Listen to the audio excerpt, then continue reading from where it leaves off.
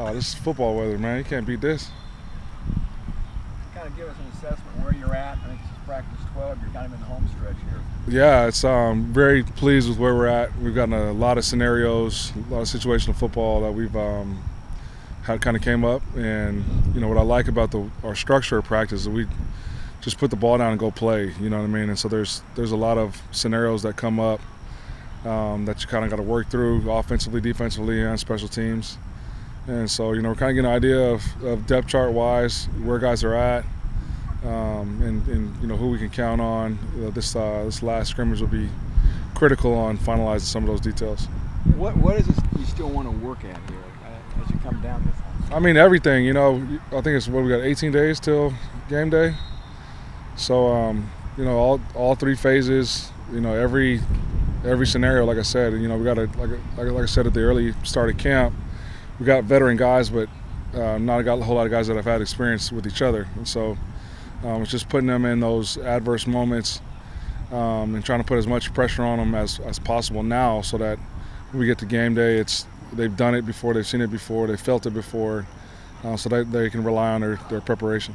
Did you have a pretty good scrimmage practice on Saturday? Is that what you did? No, the scrimmage will be this Thursday. Okay. Yeah.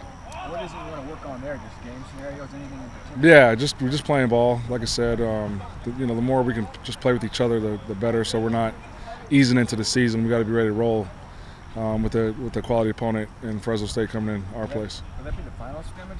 Yes. And how many scrimmages have you had total? That'll be our second scrimmage. Okay. Are there any groups in particular that have improved a lot in your opinion?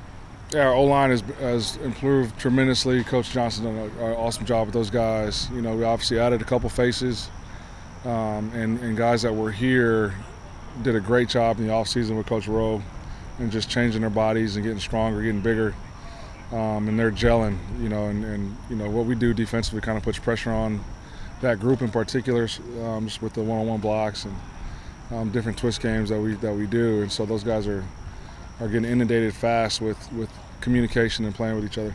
Talked about Jamal last week. Any more injury casualties or anybody that's going to be out for an extended time? No, I mean, Kaltenberger got dinged up, but he should be fine.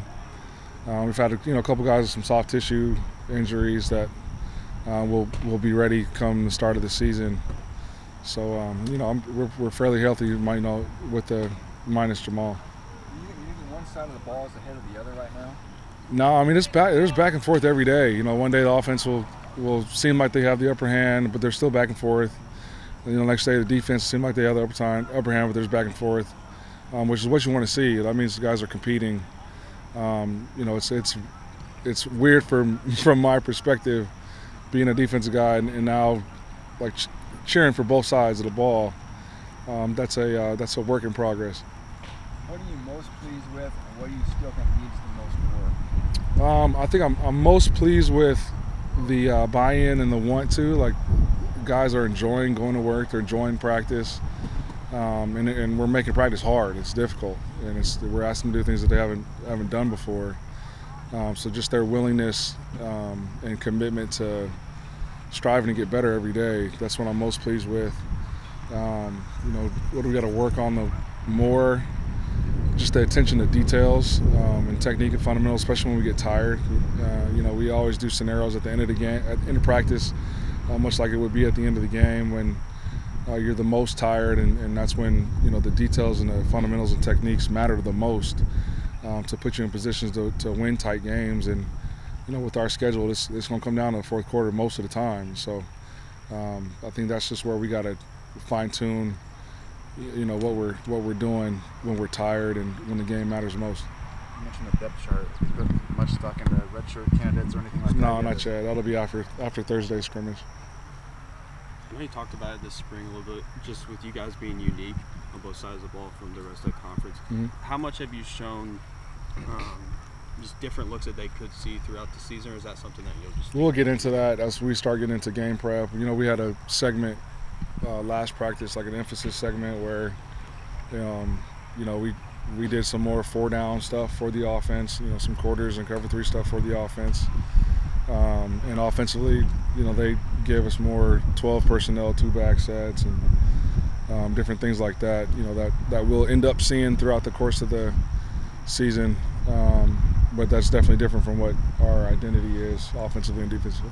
You're about 8-9 months into this, Brian.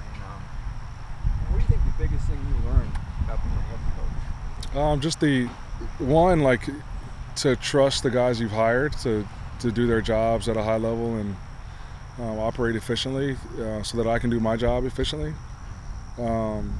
and just being able to adapt and adjust when you need to, and having an open ear and open eyes to everything that's going on in the program, and always striving to make the players' experience the best it can be here. That's just the way I'm operating, and so far it's working, and so I hope that bodes well for the season. Anything surprise you? I didn't expect. Yeah. X, Y, or Z here. The thing that sort of catches you off guard when you're not expecting it is just the being recognized. You know what I mean? Because in my mind, I'm still the same person I was before I signed a piece of paper that said I'm the head coach at Purdue. So that's and the community has been awesome. Just with the recognition, it's not intrusive. It's welcoming. It's excitement. So I'm blessed to be at a place like Purdue in West Lafayette, where the fan base is so supportive. But that is definitely the thing that people don't talk about, that happens when you put in a position that I'm in. How do you keep this highly competitive? It's a long time from camp to the first game, and yeah. it can it's kind of the dog days of fall, and it can get stale maybe at times. So you got to keep it exciting. Yeah, I think just the way we practice our 11, we do a lot of 11 on 11, and a lot of just straight move the ball. I've been places where okay, we're working all first downs, or we're working first down, play second, and you kind of, as a player, you kind of just go out there and you're playing plays and not really putting yourself in those situations, and so I think when you actually put the ball down and you just move the ball, like, offense is trying to go score and defense is trying to stop them from scoring, and so there's a winner and a loser at the end of that segment. And so I think the more we can simulate a game-like experience throughout the course of practice, no matter whether we're in full pads or shells or just in helmets, I think that bodes well for keeping it competitive and continually to teach situational football.